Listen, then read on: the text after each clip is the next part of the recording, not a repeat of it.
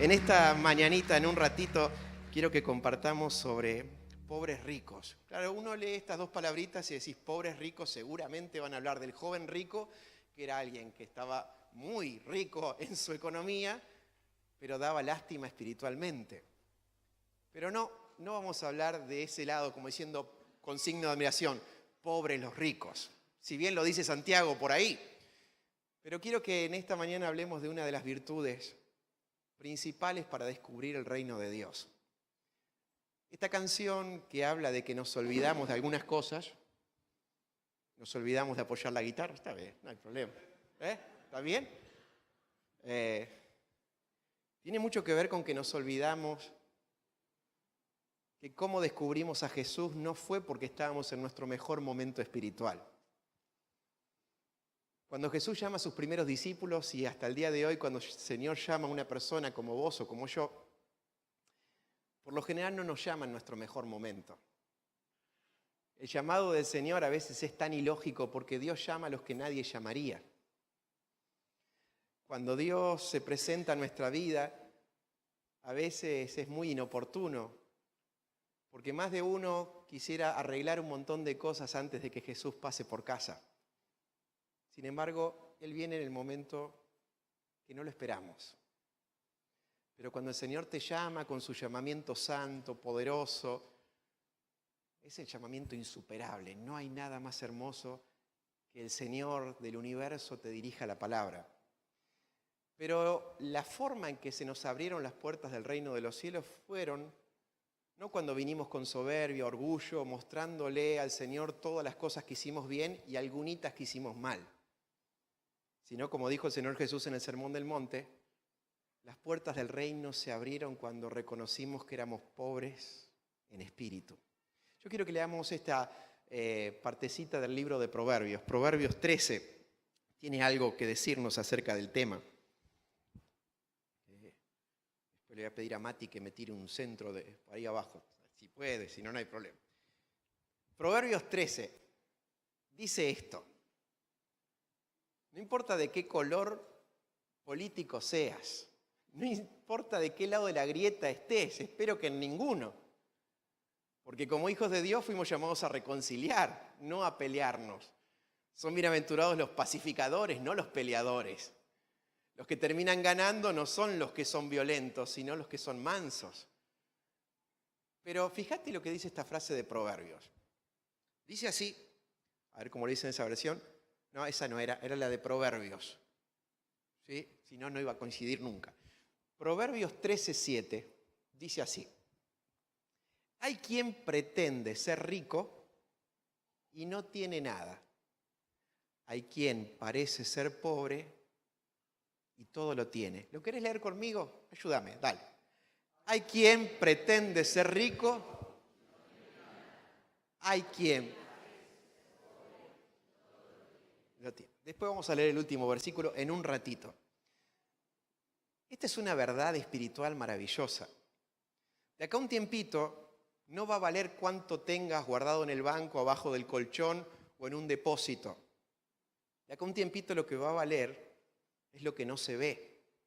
Cuando nuestras obras sean pasadas por fuego, probadas, lo que más va a contar es lo que no se ve.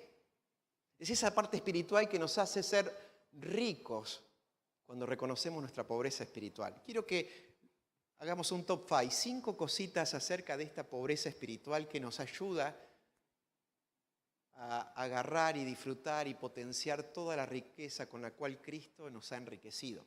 Dice el apóstol Pablo, ustedes ya conocen la gracia del Señor, que Él siendo rico se hizo pobre para enriquecernos en su pobreza. A ver, en esta mañana no quiero hablar de economía, olvídate de un lado de cuánto tenés.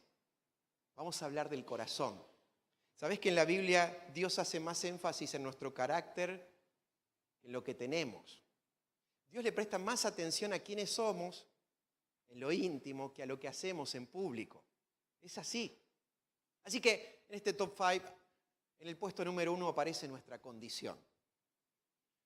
Qué fácil se nos olvida cómo vinimos desesperados a pedir perdón a los pies de la cruz. Seguimos siendo el mismo. Si bien es cierto que el Espíritu de Dios nos hace nuevas personas, el que está en Cristo es nueva creación, nueva criatura, las cosas viejas pasaron, todas son hechas nuevas, pero seguimos siendo pobres en espíritu. La riqueza del cielo se nos abre, nos enriquece el corazón, nos llena los vacíos, pero dichosos aquellos que todos los días siguen reconociendo su necesidad de Dios. Cuando el Salmo 42 dice, mi alma tiene sed de Dios. ¿Sabes lo que está diciendo? Dios no es un vaso de agua fresca. Dios es la necesidad básica que vos y yo tenemos para subsistir, la razón por la cual hoy estamos vivos. Y tenemos que acordarnos de nuestra condición. En todo el Antiguo Testamento tenemos un ejemplo que es el pueblo de Israel. Y el pueblo de Israel varias veces se olvidaba de dónde Dios lo había sacado. Por eso cuando Jesús por ahí está hablando, ustedes conocerán la verdad y la verdad los hará libres, ahí por el Evangelio de Juan, los religiosos decían, jamás hemos sido esclavos de nadie. ¿Te acordás de esa partecita de la Biblia? Basta con leer el Antiguo Testamento para ver que prácticamente Israel fue esclavo y pagó impuestos y tributos a todos. Estuvo como mínimo 430 años en Egipto. Se habían olvidado de que Dios los sacó de la esclavitud. Más de una vez, a través de los profetas, Dios les tiene que decir al pueblo de Israel, acordate de dónde saliste. Tu papá, Abraham, era una persona muy mayor que no podía tener hijos. Y si hoy sos una nación grande, no es porque te lo mereces, no es porque sos mejor que las demás, al contrario, quizás sea más dura, más terca que todas las demás naciones. Lo que marca la diferencia Israel con todas las demás naciones es que yo estoy con vos. ¿Qué te hace diferente como cristiano? ¿Cómo te vestís? ¿Cómo te peinás en esta época de peinados extraños? Lo que hace la diferencia es que vos y yo reconocemos nuestra pobreza espiritual. Por favor, que nunca se te olvide esto, porque es básico para que el Espíritu de Dios pueda generar en nosotros algo que si no reconocemos esta condición no puede hacer. Vos y yo conocemos a muchos y nos conocemos a nosotros, personas que han conocido a Jesús, le pidieron perdón por sus pecados, pero ahora siguen viviendo igual o peor que antes. ¿Será que a veces cuando tenemos tristeza y nos aprietan los zapatos del dolor y la frustración de malas decisiones, nos acercamos a Dios desesperados buscando perdón, pero cuando tenemos su alivio nos sentimos seguros y seguimos viviendo por nuestra cuenta y según nuestra propia opinión? Por favor, que nunca se te olvide la condición. A Dios nunca se le olvida quién somos vos y quién soy yo. Por eso en uno de los salmos dice que Dios muchas veces nos castiga, nos corrige por nuestros pecados, pero nunca se olvida de nuestra condición. ¿Sabes lo que se acuerda Dios? De que vos y yo somos polvo. A veces creemos, porque Dios puso en el corazón nuestra eternidad, de que vamos a vivir para siempre, de que tenemos el favor de Dios y nos podemos llevar todo por delante, pero somos mucho más frágiles de lo que pensamos, entendemos. Un mes que te apartes de la comunión con el Señor, que dejes de leer la Biblia, que dejes de orar, de agradecer, de congregarte, te puede arruinar para todo el viaje. A ver, ¿por qué? Porque no es ni más ni menos que ponernos en una actitud que Dios es una de las que más rechaza. Dios a los soberbios no los puede ni ver, los mira de lejos. ¿A quién les encanta bendecir y ayudar? A los que son humildes, precisamente a los que reconocen su condición frente a Dios. ¿Necesitas a Dios? David decía en el Salmo 63, al mirar desde una cueva al desierto donde se estaba escondiendo, Dios mío eres tú, te voy a buscar de madrugada. Tenés que buscarlo a Dios de madrugada. ¿Cuándo por lo general uno busca a Dios de madrugada? ¿Cuando pican los mosquitos, cuando se cortó la luz y hace mucho calor? ¿O cuando tenés un problemón que resolver al otro día que no te deja dormir? Entonces, no importa la hora que sea, nuestra búsqueda de Dios se hace tan necesaria y es como que volvemos a reaccionar que estamos tan necesitados de la gracia de Dios. Que nunca te olvides ni vos ni yo de que somos fruto de la gracia de Dios, de que todo lo que pasó en nuestra vida fue solo por amor y por gracia, porque si Dios nos tendría que pagar de acuerdo a nuestras acciones, ninguno estaría vivo. Puesto número 2, para que seamos pobres ricos, hace falta también darnos cuenta de que Dios está muy interesado en nuestro carácter. ¿Alguien vio alguna vez Cocineros Argentinos? No me llegó ninguno. Ay, me llega. Bueno, ahí está, para la receta viene bien. ¿Sí? Tengo que terminar 3 mates más y termino. Dios está interesado en tu carácter. Por eso, si bien es cierto que Dios nos ha regalado capacidades, dones para servirle, a Dios le interesa mucho más cómo sos, cómo soy yo. Y la proporción es esta. Para Dios es más importante cómo es tu carácter que cómo son tus acciones. Alguno dirá, bueno, pero hay que ser y parecer. Cuando uno lee el Sermón del Monte, cuando uno lee el fruto del Espíritu, te vas a dar cuenta de que las proporciones son 2 y 1. 2 tazas de agua y 1 de harina, por si le querés llamar así. 2 tazas de carácter y 1 taza de acción. Quiere decir que Dios espera que nuestras acciones sean respaldadas con el doble de nuestro carácter. Está muy difícil la proporción, me tomo un mate y te aclaro la idea. Jesús subió al monte, dice Mateo capítulo 5, y también subieron sus discípulos, se sentaron alrededor y él le abrió la boca y empezó a enseñarles diciendo, ¿te acordás? Bienaventurados los pobres en espíritu, porque de ellos, bienaventurados los que lloran, porque ellos, bienaventurados los mansos, porque ellos, bienaventurados los que tienen hambre y sed de justicia, porque ellos, bienaventurados los misericordiosos, porque ellos, hay muchos que se me quedaron en el camino, porque ya no era tan fácil. Bienaventurados, de esta te la vas a acordar, los que tienen el corazón limpio, porque ellos, ven ahí, bienaventurados los pacificadores, porque ellos, había pocos gauchos en la pampa.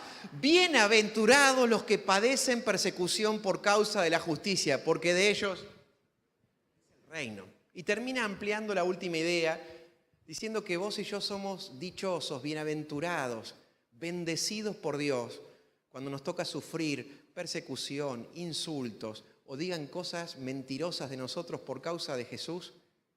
Tenemos que ponernos contentos y alegrarnos porque tenemos una gran recompensa en los cielos. Lo mismo hicieron con los profetas que fueron antes que nosotros, que anunciaron la llegada de Jesús.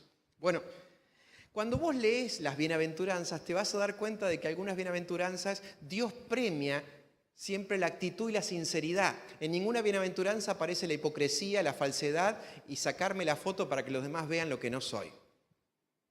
Lo que Dios más premia tiene que ver con cómo sos en la intimidad, cuando nadie te ve.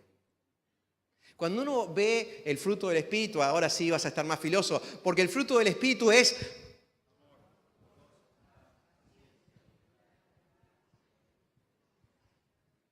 cuando de estas cosas no hay ley. Muy bien. Muy bien. Aceitá un poquito más estas virtudes en la mente y en el corazón, porque ¿sabés qué? Ese es el plan de Dios para tu vida. Una de las misiones que vino a cumplir el Espíritu de Dios en nuestro corazón, primero fue hacernos dar cuenta de nuestra necesidad, que teníamos una deuda, que merecíamos el castigo. Fue el Espíritu de Dios el que nos convenció de pecado y nos hizo arrepentirnos, nos hizo dar cuenta de nuestra condición frente a Dios. Pero el Espíritu Santo vino también a recordarnos las palabras de Cristo, a guiarnos a toda verdad, a darnos poder para predicar el Evangelio. Pero el Espíritu Santo vino a formar el carácter de Cristo en vos y en mí. Es por eso que en tu círculo más íntimo, en especial en casa, es donde más se nota si realmente estás creciendo espiritualmente. No tanto por lo que haces, no tanto por lo que decís, sino por cómo sos. Es por eso que cuando uno reconoce su pobreza espiritual, se da cuenta de su condición, se da cuenta de que todos los días necesita la intervención maravillosa del Espíritu Santo para ir cambiando esas cosas que no podríamos cambiar con nuestra propia fuerza. Se tiene que ver la vida de Cristo en vos y en mí. Puesto número 3. Dios también nos dio capacidades. Dice 1 Corintios 4:7, 2 mates más y termino. 1 Corintios 4:7 dice, ¿Qué tenés que no hayas recibido? ¿Qué te hace sentir superior? Y si lo que tenés fue un regalo de Dios, ¿por qué te agrandás? Qué frase célebre del apóstol Pablo. ¿Qué le pasaba a Israel cuando ganaba una batalla? Por lo general, cuando iba a pelear la segunda batalla, no iba confiado en cómo ganó la primera, porque las primeras batallas, por lo general, Israel las ganaba en inferioridad de condiciones, con menos soldados, con menos armas y con el único recurso de que Dios peleaba por ellos. Ahora, cuando iban a pelear de nuevo, iban confiando en sus propias fuerzas. ¿No es que nos pasa tan seguido? A veces, con duras luchas, podemos vencer una tentación que apela a nuestra debilidad. Y ya cuando ganamos una o dos veces nos pensamos que somos autosuficientes y decir, Señor, no necesito, deja que venga lo que venga, yo me la banco, y terminamos en la lona.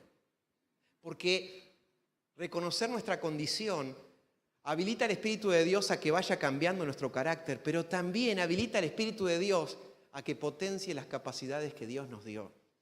Dios a vos y a mí nos ha bendecido con toda bendición espiritual. El Señor, dice el Salmo 68, cada día nos colma de sus beneficios.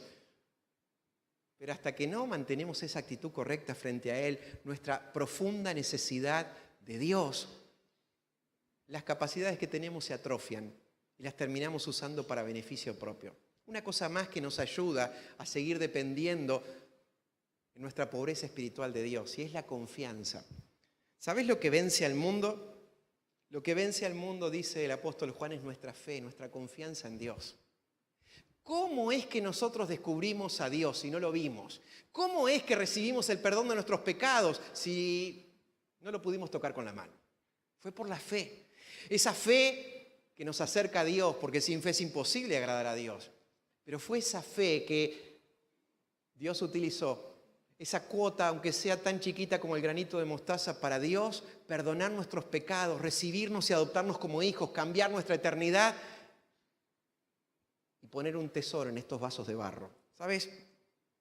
Esa pizca de fe la seguimos necesitando todos los días.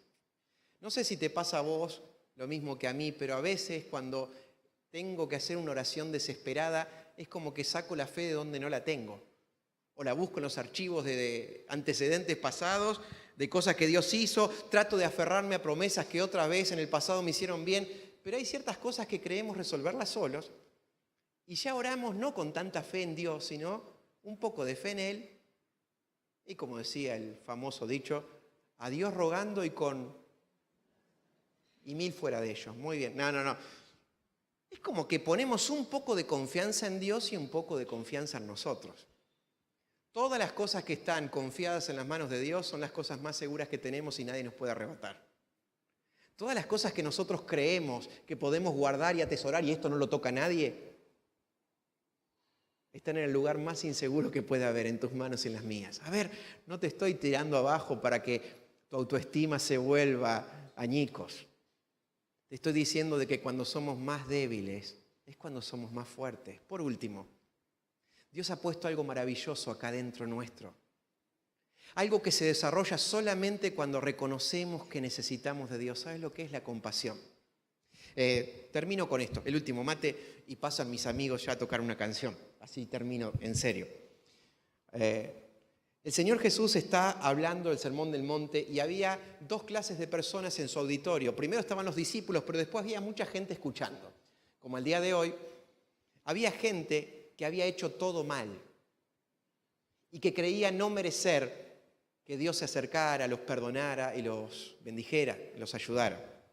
Pero también había religiosos que estaban muy confiados en sus ritos, en sus reglas de vida y en la integridad que tenían, que no le daban lugar a la gracia de Dios. Entonces Jesús empieza a hablar de algo que seguramente te vas a acordar. En Mateo capítulo 5, del 13 al 16, Él habla, ¿te acordás? Ustedes son la sal de la tierra. ¿Qué gusto tiene la sal?, decía don Carlitos, ¿te acordás? Cuando la sal se desvanece, y más en épocas de humedad, donde no sabes dónde guardar la sal para que no pierda su sabor, no hay forma de volver a salarla. Y dice Jesús, no sirve más para nada. ¿Sabes para qué sirve? Para tirarla afuera y para que la pisoteen los demás. Esa es una forma de fracaso cristiano. ¿Sabes lo que es? Es perder el sabor de ser diferente por seguir a Jesús. ¿Sabés cuántos creyentes hoy son ni más ni menos que polvo que los demás pisotean? Porque se hicieron tan iguales a los demás, sus códigos de vida, sus decisiones, sus convicciones, de que lo que los hacía diferente, que era la gracia de Dios en su vida, obedecer una regla de vida como la palabra de Dios, depender de Dios y de su Espíritu, dejaron y renunciaron lo más hermoso que Dios les había regalado y hoy no sirven más para nada. Aunque Dios puede hacer de nuevo todas las cosas. Ahora, esa es una forma de fracaso. Alguien que vive como si no hubiera conocido a Jesús, como dice Efesios, ajenos de la vida de Dios. Ahora, hay otra forma de fracaso, más sutil. Jesús dijo, ustedes son la luz del mundo. No se puede esconder una ciudad que está asentada en una montaña. A nadie se le ocurre prender una luz y ponerlo abajo de una mesa, sino que la pone en un lugar para que todos los que están en la casa puedan ser iluminados. Hay otra forma de fracasar como cristianos. ¿Sabes qué es?